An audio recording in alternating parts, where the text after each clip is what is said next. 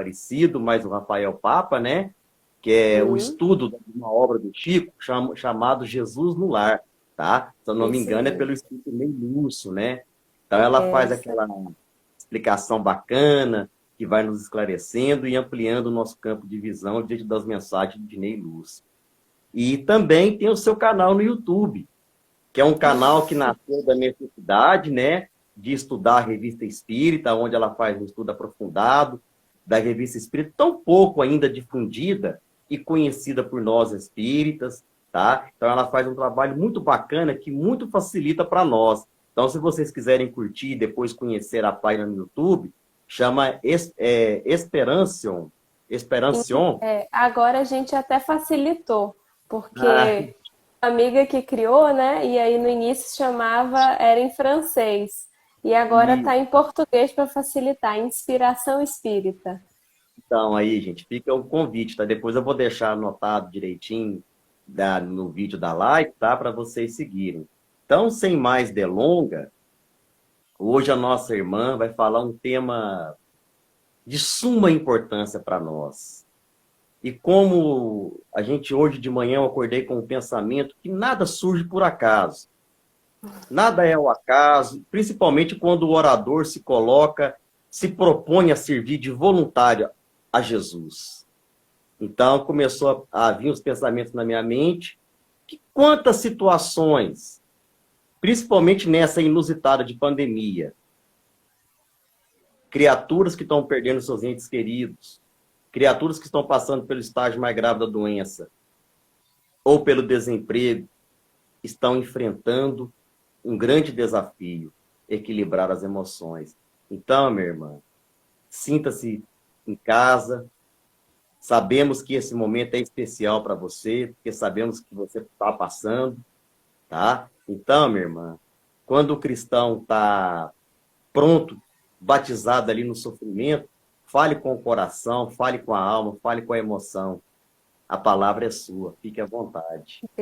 Muito obrigada, Haroldo. Obrigada pelo convite, pelas palavras carinhosas. Eu acho que a apresentação que você fez hoje foi a mais completa que eu já, já escutei na minha vida. Muito legal. Obrigada pelo carinho, pela atenção.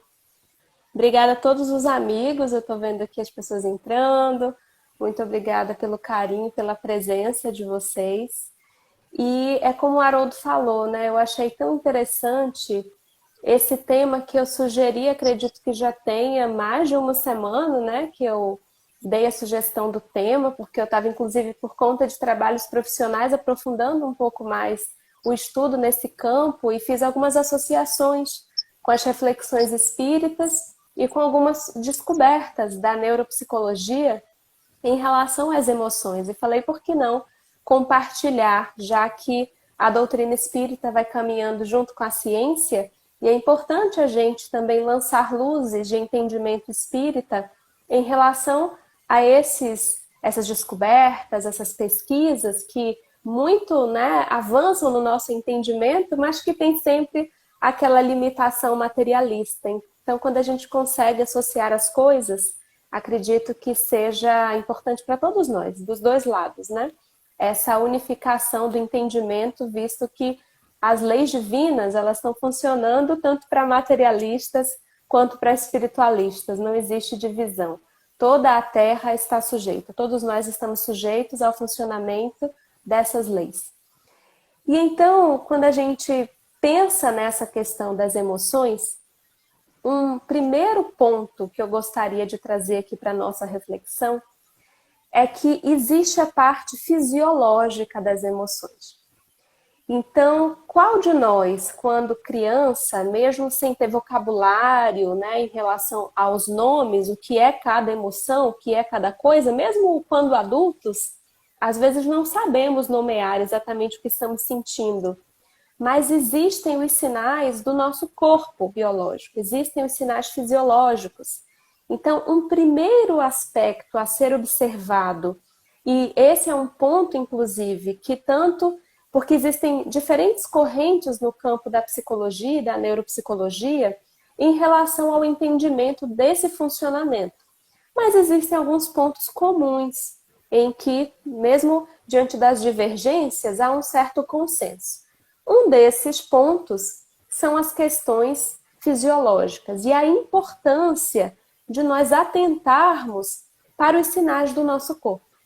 Quem de nós nunca foi a pessoa ou nunca observou alguém que, por exemplo, está exaltado, está praticamente virando um leão, assim, em termos de comportamento, de expressão física, com as expressões fisionômicas modificadas, e alguém diz assim, calma, você se acalma um pouco, né? Respira, você está muito alterado. E a pessoa fica mais alterada ainda e fala, eu não estou nervoso, eu não estou com raiva, eu estou calmo.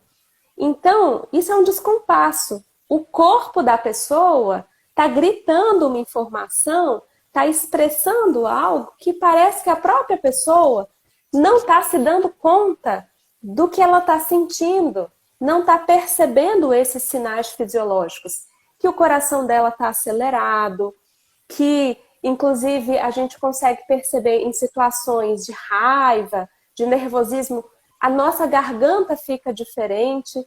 Algumas pessoas falam assim, eu estou sentindo um negócio aqui na minha garganta. Isso são sinais do nosso corpo, são descargas que o nosso corpo emite como uma forma de alerta, como uma forma de proteção. Numa situação de estresse, o nosso corpo vai precisar agir rápido, vai precisar decidir rápido. Imagina se lá no processo evolutivo, quando ainda éramos homens primitivos, quando estávamos expostos, inclusive a um leão passando na floresta, essas situações que hoje não são assim corriqueiras, se aquele homem fosse parar para pensar, tem um leão aqui, né? Que será que eu vou... Não dá, o corpo foi preparado evolutivamente para que nós tivéssemos essas respostas de luta ou de fuga, respostas rápidas, reações fisiológicas rápidas. Acontece que, além desse repertório fisiológico, que a gente precisa atentar, aprender a observar, aprender a perceber o que o meu corpo, quando eu estou em determinada situação, que sinais são esses que o meu corpo emite? Quando eu estou numa situação em que, por exemplo, eu vou ter que apresentar alguma coisa, que sinais são esses que o meu corpo está emitindo? Quando eu estou numa situação de muita alegria, de muita felicidade, muita animação, está tudo como eu gostaria, que sinais são esses que o meu corpo emite?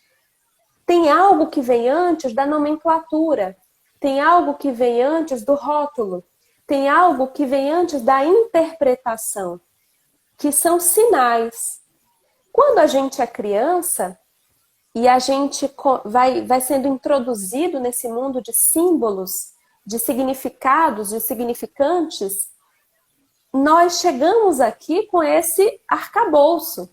Mas nós somos introduzidos no cenário humano a partir de outros seres humanos. E são esses outros seres humanos que estão imersos numa determinada cultura, que falam um determinado idioma, que já têm um determinado vocabulário, inclusive um vocabulário para ser um conceito disso que você está sentindo. Então, quando a gente é criança, a gente não sabe ainda, por mais que sejamos, que enquanto espíritos imortais, peregrinos, nós já tenhamos passado por essas experiências, nós chegamos aqui sem nos recordar. E talvez tenhamos passado por essas experiências numa outra cultura, num outro tempo, num outro contexto. Então, quando aqui chegamos, nós teremos as respostas, as reações fisiológicas. Mas dizer o que estamos sentindo, se estamos tristes, se estamos alegres, se estamos bravos, e à medida que a sociedade evolui, vão se criando mais conceituações e existe uma tristeza específica para uma coisa e uma tristeza específica para outra. Às vezes a gente chora e não é de tristeza, às vezes a gente chora de emoção, às vezes a gente chora de alegria. Essas nuances, essas diferenças, nós não chegamos aqui sabendo. Alguém nos contou. Então, quando o Haroldo era lá uma criancinha, alguém falou para ele assim, Ih, Haroldo, você tá triste, você tá bravo, você tá chateado. E ele foi começando a perceber, num processo muito mais inconsciente do que consciente, que toda vez que o corpo dele emitia determinados sinais, alguém dizia que ele estava triste, ou alguém dizia que ele estava bravo. Ou, inclusive, alguém repetia sempre: ah, esse Haroldo é muito bravo, ah, esse Haroldo é muito bravo. Ah. E aí o Haroldo foi... Eu estou dando um exemplo, hein, gente? Eu nem conheço o Haroldo pessoalmente. Mas o fato é que tem coisas que vão se repetindo, mensagens que vão sendo repetidas tantas vezes, que a criança, ela vai se colando àquele rótulo. Muitas coisas que hoje a gente considera, ah, eu sou assim, eu sou dessa forma, são essas repetições. Essas coisas que toda vez que a gente fazia, toda vez que eu alterava a voz, toda vez que eu dava determinadas respostas fisiológicas ao acontecimento, alguém me dizia que eu era assim, que eu era sempre assim, que eu era muito assim. E a gente vai se colando a isso, vai se definindo a partir disso. E é tão interessante a gente perceber, por mais que a nossa visão seja mais profunda, e nós saibamos que essa criança traz ainda uma bagagem, que ela não está nessa família por força do acaso, que ela tem algo a aprender com esse contexto, mas é tão interessante a gente perceber de que forma essas associações com o que sentimos verdadeiramente e com o que dizemos que estamos sentindo, a forma como a cultura, como a vivência familiar gera um impacto sobre isso é tão grande que eu estava vendo algumas pesquisas de neurocientistas, de historiadores. Tem uma historiadora que tem um TED, né, uma palestra, acho que de menos de 20 minutos sobre isso, em que ela fala sobre a historicidade das emoções, e ela vai trazendo várias palavras que são como conceito, uma emoção numa cultura, num país, e que aquelas pessoas ali que foram criadas, elas sentem aquela emoção, elas cresceram ouvindo aquela palavra. E numa outra cultura, as pessoas falam: eu não sei o que é isso, eu não sinto isso. Elas acham que não sentem aquilo, por quê? Porque elas não aprenderam aquela palavra. Possivelmente a maioria de nós aqui já ouviu falar, por exemplo, da palavra saudade. Para cada um de nós aqui, quem cresceu no Brasil e não sabe o que é saudade? A gente sabe bastante. Usamos muito esse termo, inclusive. Sentimos muita saudade. Quem que está aqui nesse momento vivendo ainda essa quarentena, que já não é quarentena, cinquentena, sessentena, sei lá mais o quê, e que não está com saudade de abraçar, de encontrar os amigos, de rever os seus amores, às vezes os próprios pais, que por cautela muitos não estão podendo encontrar. Existem culturas que não têm essa palavra, não tem uma tradução específica. Vai falar talvez de uma certa tristeza, de um tipo de tristeza, mas é como se não captasse exatamente o que quer dizer saudade. Existiram momentos na nossa cultura, especialmente na Europa, momentos em que a literatura, as peças teatrais falavam da tristeza como se fosse uma coisa valorosa. Então, alguém escrever um livro, falar das tragédias, do sofrimento, da tristeza, aquilo era visto com beleza. Com beleza até demais, poderíamos dizer. Porque aquilo era valorizado de tal forma que parecia que o bom da vida era viver na tristeza. Mas olha como isso vai condicionando o olhar das pessoas sobre os próprios sentimentos, sobre as próprias emoções, se permitindo ou não se permitindo sentir certas coisas.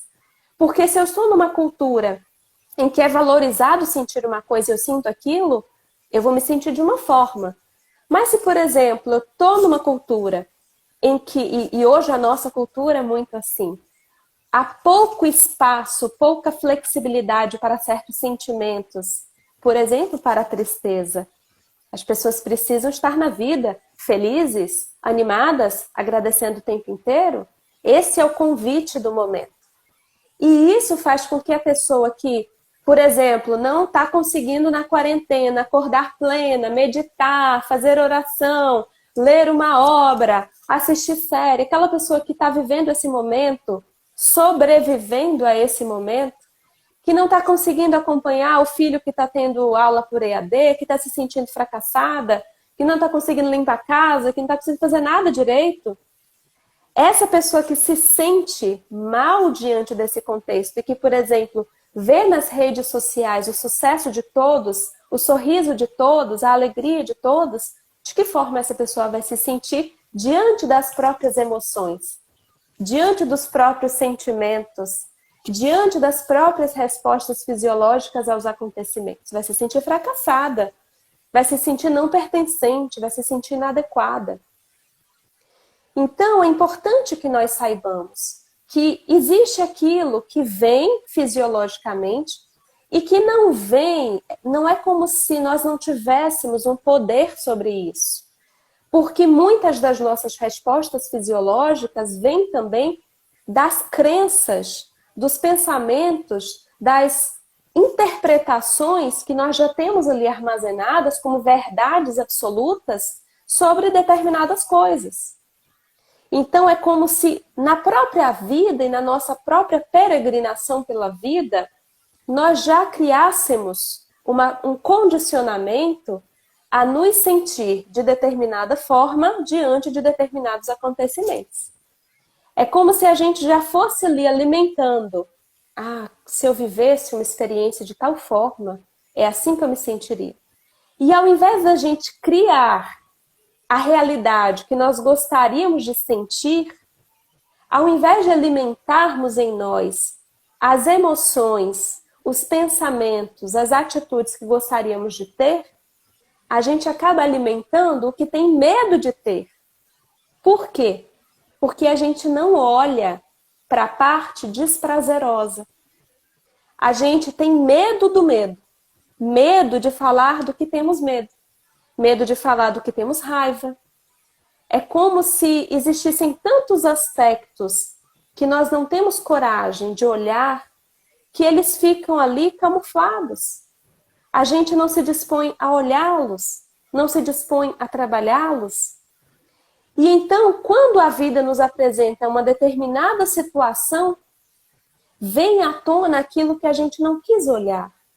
Aqueles sentimentos que estavam lá e a gente negou, fingiu que eles não existiam. E por que eu estou falando tudo isso para esse público que está aqui conosco? Para aqueles que estão, como eu imagino, estudando a doutrina espírita há muitos anos ou algumas semanas. Porque é muito tentador que ao estudar qual que é a proposta do Evangelho para a nossa vida, é muito tentador que nós neguemos tudo aquilo que a gente acha que não se enquadra. E que valorizemos apenas as emoções e os sentimentos que se coadunam, que casam com o verdadeiro homem de bem, com o trabalhador da última hora, com o cristão.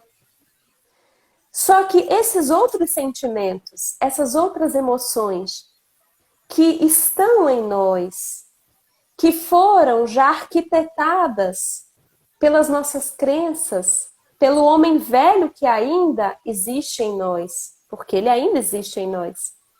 Se nós não nos dispomos a olhar realmente para o que a gente gostaria de mudar, isso ganha mais força dentro de nós. E aí aquela pessoa, por exemplo, que tem inúmeras reações intempestivas e de raiva, mas que agora está estudando e está se trabalhando e fazendo o evangelho, fazendo estudos, porque agora ela deseja ser alguém paciente. Se essa pessoa não olha para a sua raiva, não olha para o seu nervosismo, não olha para essa parte da qual ela teme, esse lobo voraz, esse leão que mora ali, que está só dormindo, vai chegar uma situação em que isso que estava ali adormecido vai vir à tona. E vai vir à tona da forma mais destrambelhada, da forma mais assustadora, de modo que quem convive com a pessoa diga assim, de onde que veio isso? Essa pessoa parecia tão calma. Parecia assim um palestrante tão equilibrado e de repente eu encontro a pessoa batendo boca dessa forma. Por quê? Porque a pessoa não olhou para as emoções e para os sentimentos que precisavam ser vistos para ser trabalhados. Não observou que entre o que ela deseja ser e o que ainda é, existe uma distância. E não adianta fingir que essas coisas não existem. É exatamente através desse olhar, da coragem de enxergar as nossas vulnerabilidades, as nossas dificuldades, a nossa pequenez, o quanto ainda o nosso discurso está distante da nossa realidade íntima, é só quando nós nos dispomos a esse real trabalho que o reino de Deus se apresenta. Porque temos há milênios e milênios, de forma mais consciente ou bastante inconsciente, buscado esse reino. Assim como já existem tantos estudos que mostram o movimento das plantas em direção à luz, nós também nos movimentamos em direção à luz, mesmo sem perceber. Há em nós um desejo de avançar, um desejo de progresso, um desejo de ver a Deus, um desejo de união com o Criador, mesmo que a gente nem saiba disso. Mas o fato é que esse reino, como Jesus nos anunciou, ele não está fora. Ele não vem com aparências exteriores, não é pelo nosso muito falar, não é pelo olhar que as pessoas têm sobre nós de equilíbrio. A pessoa pode repetir esse rótulo quantas vezes quiser. Pode ser que, inclusive, uma multidão tenha uma imagem em relação a nós sem que isso se torne realidade. Assim como uma multidão pode ter uma imagem distorcida sobre nós. E nem por isso será uma realidade. A realidade sobre nós somos nós que precisamos conhecer. Não podemos estar dependentes de achar que somos pacientes, de achar que somos equilibrados, que não sentimos raiva ou que temos domínio sobre a nossa raiva, porque alguém nos disse isso, como acontecia quando éramos crianças. Acabávamos dependendo de que os nossos familiares fossem dizendo o que estávamos sentindo, para que nós então entendêssemos o que estávamos sentindo. Mas à medida que nós saímos desse estágio infantil, e inclusive do estágio infantil do ponto de vista espiritual, nós precisamos reconhecer, identificar o que eu estou sentindo nesse momento. Porque, meus amigos, para além do que sentimos, existem as defesas em relação ao que sentimos. Então, podem observar que, às vezes, a gente sente raiva e nem sempre essa raiva é a principal emoção que está em jogo. Existe muita gente que diz assim, eu sinto sempre raiva. Eu sempre sinto raiva. A primeira coisa que eu sinto é raiva. E quando você começa a investigar, começa a escutar com atenção aquele discurso, sabe o que acontece? Não é sempre, mas muitas vezes. Existe uma tristeza que chegou antes da raiva.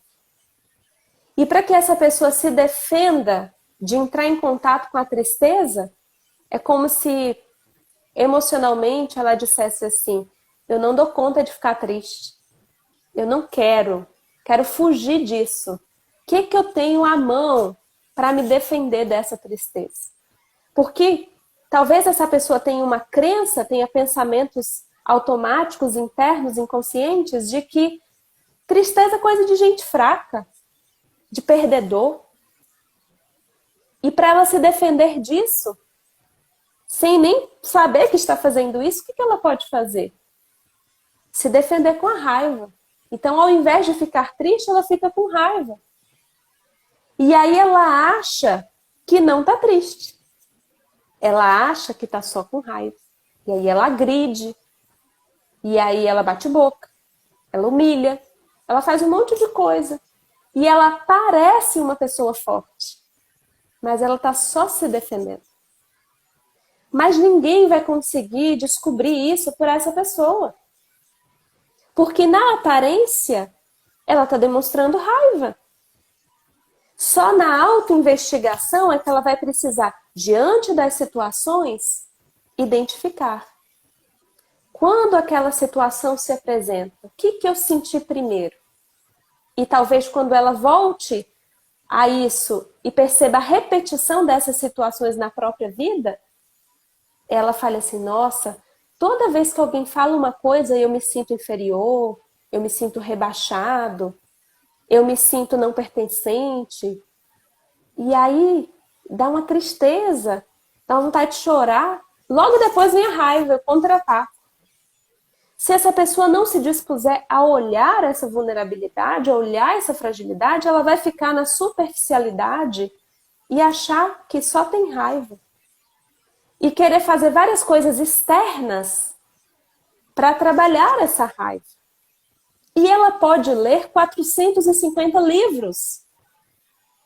E ela talvez não perceba que o que está atravancando a sua jornada é não dar conta de viver um sentimento. Porque tudo aquilo que a gente sente precisa ser sentido, não pensado. Uma das formas de fugir das emoções, de fugir dos sentimentos, de fugir desse reino de Deus que está entre vós, ou em outras traduções que está dentro de vós, uma das formas de não olhar para dentro, de não visitar esse templo interno, é achar que a gente vai resolver tudo aqui em cima, tudo pensando. Então a gente se anestesia e acha, não, tô sentindo nada. Olha aqui minha cara de equilíbrio. E quando a gente olha para aquela expressão, a gente não acha o que a pessoa está sentindo, porque nem ela está entrando em contato com os sentimentos. Ela está tentando resolver tudo no campo da razão. E se tem um grupo religioso que gosta de fazer isso, meus amigos, é espírita, viu? Verdade. Gostaria de dizer que essa é quase uma sombra coletiva nossa. Porque a maioria de nós chegou à doutrina espírita com ânsia de entender, de compreender, de explicação.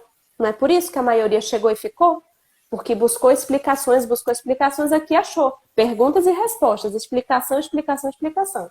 Livros e livros para nos explicar sobre a lei de Deus, sobre a boa nova, sobre as mensagens de Jesus. Então, uma das defesas que a gente mais utiliza é achar que eu não vou precisar atravessar o túnel da dor, eu não vou precisar atravessar o túnel da tristeza, eu não vou precisar atravessar o túnel da raiva. Basta que eu compreenda. Doce ilusão. Porque você pode ter lido o que você quiser ter lido. Você pode ter uma biblioteca admirável.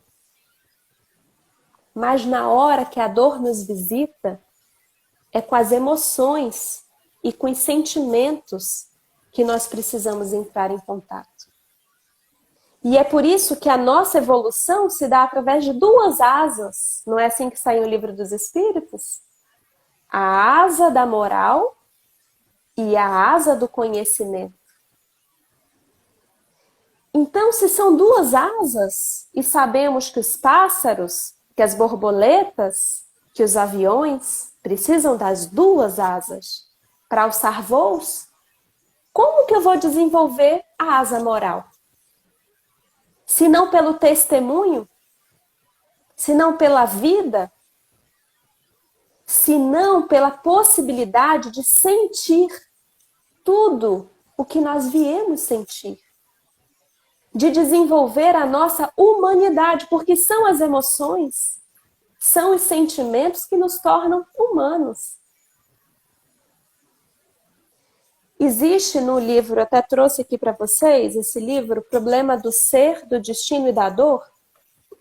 Existe um momento em que Leon Denis, explicando sobre a dor, ele vai dizer assim, que se nós abríssemos mão, se no processo de criação Deus, as suas leis, abrissem mão da dor, abriria mão do prazer. Porque é como se nós tivéssemos ali o limiar das sensações. Eu só posso ter o prazer porque eu tenho o limiar também da dor. Eu só posso ter o amor porque eu tenho também ali o limiar da indiferença, o limiar do ódio. As diferentes intensidades de emoções, de sensações, de sentimentos. É por isso que eu só vou conseguir desenvolver o meu potencial de amor, o meu potencial de abnegação, o meu potencial de tudo aquilo que eu desejo enquanto cristã espírita, à medida que eu atravesse o túnel, à medida que eu passe pelas experiências que irão desenvolver o meu campo sensitivo. Então, aquela pessoa que, por exemplo, diante dos afastamentos, diante da saudade, ela está bloqueando os seus receptores, porque a gente pode, da mesma forma que a gente anestesia o corpo físico, somos capazes também de anestesiar as nossas emoções e sentimentos. Então, essa pessoa que parece que não está sentindo nada, e a gente olha para ela e acha que ela é forte, fala assim, nossa, a pessoa passou por tal coisa e não está sentindo nada. E a pessoa diz assim, não, eu estou bem, não estou sentindo nada, tudo maravilhoso. Se a pessoa não sente a dor, se ela não sente a perda, ela também não sente o prazer, a alegria. Uma prova disso, com certeza, daqui a alguns anos teremos muitos estudos científicos sobre isso, são os profissionais de saúde. Quando alguém se forma em medicina, enfermagem, fisioterapia hospitalar, essa pessoa é movida pelo desejo de salvar, pelo desejo de ajudar, pelo desejo de socorrer. E toda vez, para a grande maioria desses profissionais, quando eles são defrontados com a perda, quando aquela pessoa que ele achou que ia salvar morre, o que acontece com esse profissional? Toda a sua parte de dor, de sofrimento, de impotência, de fracasso, tudo isso é acionado. E ele vai precisar encontrar formas de sentir isso, de continuar sentindo isso, sem sucumbir a esses sentimentos. De atravessar esse túnel, mas continuar andando. Porque se essa pessoa se deixa sugar por essas emoções, o que vai acontecer? Não vai conseguir continuar. Vai entrar num processo depressivo, vai entrar num processo tão doloroso que não vai conseguir trabalhar, que não vai conseguir lidar com isso. Mas, por outro lado, e o que muito acontece, inclusive, se essa pessoa, por conta dessa dor, por enfrentar diariamente esses aparentes insucessos, vendo os familiares sofrendo e tudo mais, às vezes acompanhando por um longo processo aquelas tentativas, criando aquele vínculo afetivo, se essa pessoa não atravessa o túnel desse sentimento, se ela escolhe o caminho do não sentir, se ela acha que vai se tornar mais forte não sentindo, não experienciando essas dores, essa sensibilidade, o que vai acontecer? Ela vai se tornar a longo prazo indiferente. E quem de nós nunca encontrou num pronto-socorro, numa clínica, no hospital, um profissional que estava ali revestido com a carapaça da indiferença? Às vezes nós com um familiar numa situação tão delicada e você olha aquela pessoa e parece que ela não está enxergando a dor que está em volta. Parece que nada daquilo a afeta. Porque foi a forma que aquela pessoa encontrou de se defender. Provavelmente um dia ela sofreu muito com aquilo, mas ela está lá há 15 anos. E ela não encontrou em si os recursos para atravessar e continuar andando. Porque quando nós atravessamos e continuamos andando, sabe o que acontece? Se desenvolvem as nossas fibras, as nossas musculaturas emocionais. Então a nossa capacidade de sentir se amplia. A gente passa a sentir ainda mais compaixão. Nós somos movidos por muito mais desejo de ajudar. Porque aquele que mais avançou moralmente, que mais avançou espiritualmente, ele sente muito mais. O seu limiar sensitivo é muito maior que o nosso. Também da dor. Então ele se sensibiliza com a dor do outro muito mais. Mas ele também ama muito mais. Muito mais. Só que para chegar lá, nós precisaremos dar conta de não cair na indiferença, de não anestesiar e de, ao mesmo tempo, não afundar no sentimento, alimentando a autopiedade, nos sentindo, por exemplo, no caso dos profissionais de saúde, os profissionais mais impotentes, infelizes do planeta, porque os nossos pensamentos potencializam o que nós estamos sentindo. Agora, se esses profissionais fazem esse exercício de observar-se e de perceber, aqui eu tô com raiva de Deus, porque aqui eu queria que Deus salvasse essa pessoa que eu estava. Olha, aqui eu acho que é o meu ego que está ferido. Porque aqui eu achei que eu dava conta, eu achei que eu era superior. Quando nós temos essa coragem de olhar para essa realidade emocional e de, inclusive, separar onde que eu estou me defendendo, onde que é um sentimento legítimo, onde que eu estou aumentando as coisas, onde que eu estou na autopiedade, onde que eu estou na dor que me faz crescer e onde que eu estou naquela dor que está só me afundando.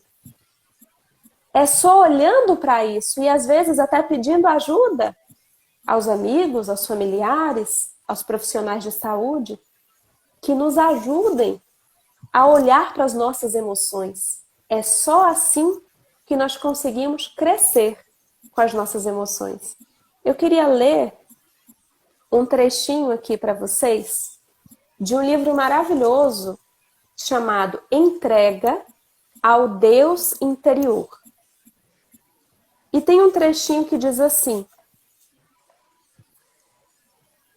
o nosso eu real, quem nós verdadeiramente somos, com toda a nossa potencialidade superior e também com toda a negatividade, com tudo aquilo que a gente veio aprimorar, esse eu real, traz em si, quando chegamos à Terra, no processo reencarnatório, aspectos da consciência que precisam amadurecer. Essa tarefa deve ser cumprida na Terra, no nosso estágio evolutivo. Num território onde há sofrimento, aparente injustiça e muita imperfeição. Só nesse ambiente é que as nossas imperfeições, que precisam de atenção, podem vir à tona e revelar-se para serem reparadas. Quando assimilamos e aprendemos sinceramente a ter fé nessa verdade, somos abençoados pela alegria e pela compreensão mais ampla. Um outro ensinamento central é a importância, a necessidade absoluta de observar todos os aspectos de nós mesmos, especialmente nas partes de que talvez não gostemos. É só na exposição destemida e na aceitação do negativo que ainda há em nós que poderemos liberar a energia que esse lado negativo andou concentrando. E casando com isso que eu acabei de ler agora, também no livro do Leon Denis, ele diz assim: não há progresso possível sem a observação atenta de nós mesmos. É necessário vigiar todos os nossos atos impulsivos para chegarmos a saber em que sentido devemos dirigir os nossos esforços para nos aperfeiçoarmos. Se nós não observarmos as nossas emoções, como nós nos sentimos em cada situação e por que nos sentimos dessa forma? Quando estamos melindrados, quando estamos magoados, quando estamos feridos, por que nos sentimos assim? Qual que é essa verdade que está dentro de nós e que nos faz sentir como nos sentimos? Se não fizermos esse estudo detalhado, essa observação da qual Leon Denis fala, o reino de Deus que está dentro de nós lá continuará, mas nós não acessaremos, porque continuaremos olhando para fora, buscando fora, nas conquistas externas, no prazer contínuo, nesse eterno carpe diem, aquilo que só encontraremos nesse contato legítimo e profundo com quem somos. Porque essa máxima que muitas pessoas continuam acreditando de que a felicidade é a sensação de que está tudo maravilhoso, isso é uma ilusão. Esse é o caminho da nossa infelicidade. A real, a verdadeira felicidade está no nosso contínuo aprimoramento, no nosso contínuo crescimento. E quando isso vira uma verdade dentro de nós poderemos estar tristes e felizes ao mesmo tempo.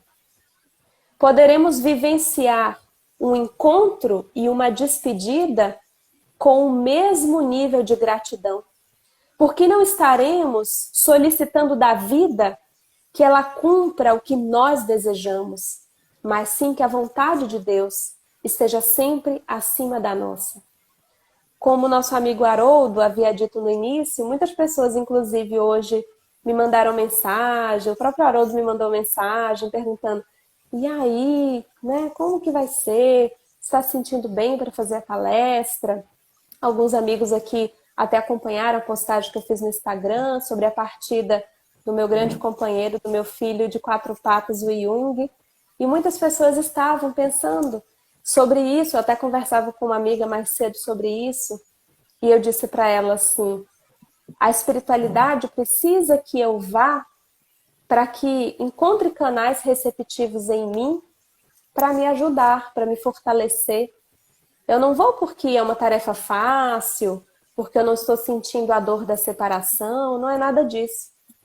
Mas é porque quando nós temos consciência de que tudo está na mais perfeita ordem, de que a vontade de Deus está sempre conduzindo cada um de nós, todas as circunstâncias, para o melhor, mesmo que nessas circunstâncias nós passemos por dificuldades, por dores, por sofrimentos, quando nós aceitamos isso como uma verdade absoluta na nossa vida, então nós sabemos que não estamos sozinhos, que naquele ponto em que nós fraquejamos, em que somos vulneráveis, em que existe dor e sofrimento, há sempre a misericórdia de Deus a nos amparar.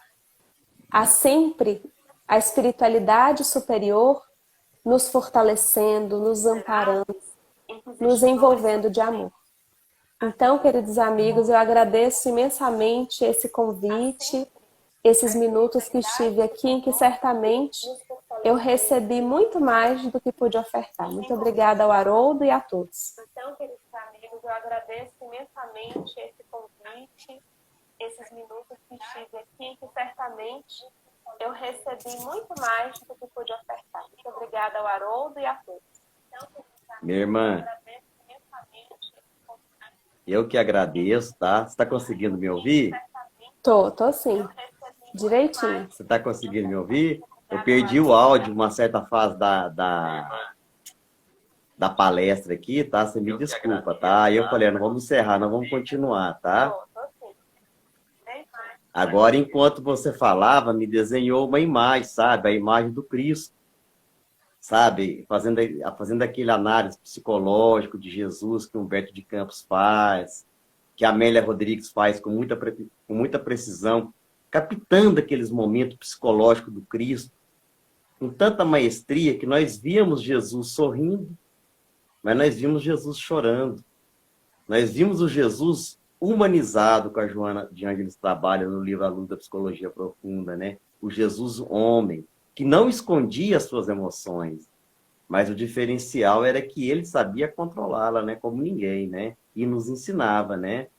E durante a sua fala aí, eu lembrei de uma frase de Shakespeare também, que ele fala, né, que o coração, ele tem razão que a própria razão desconhece. Quantas vezes a gente tem uma biblioteca dentro da cabeça, mas a situação nos desafia, né?